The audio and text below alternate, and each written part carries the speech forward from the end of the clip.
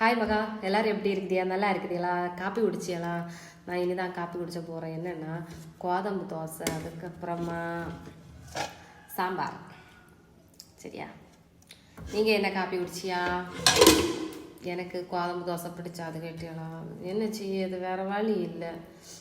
Sound ஒரு மாதிரி இருக்குது. மீண்டும் ஜலதோஷம் ஏன்னு தெரியல. இப்போ இந்த மாதத்துல எனக்கு 2 தடவை ஜலதோஷம் காய்ச்சலும் வந்தாச்சு. ஏன்னு தெரியல.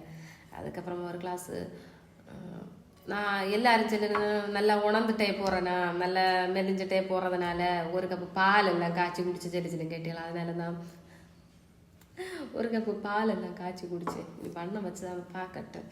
எல்லாரும் செல்லுங்க. நிறைய பேர் ஏன் உணர்ந்துட்டே போகிற, மாப்பிள்ளை வந்த பிறகு நீ ஏன் நாளுக்கு நாள் உணர்ந்துட்டே போகிற, அப்படி இப்படி இந்த கிண்டல் அடிச்சுன்னு கேட்டீங்களா? என்ன செய்யது நம்ம நிலைமை. அதுக்கப்புறமா நீங்கள் என்ன சாப்பிட்டியான்னு மறக்காமல் கமெண்ட் பண்ணுங்கள்.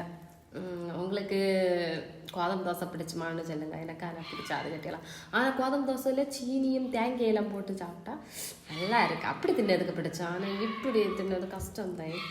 அதனால் என்ன செய்யுது, நீ எப்படி தின்னு தானே ஆகணும், வேறு வழி இல்லை கேட்டீங்களா? அப்புறம் நீ வேலைக்கெல்லாம் நேரம் ஆகுது, சீக்கிரமாக தின்னுட்டு சீக்கிரமாக போகணும். என்ன செய்யுது? சரி மக்கா, ஓகே, பாய்.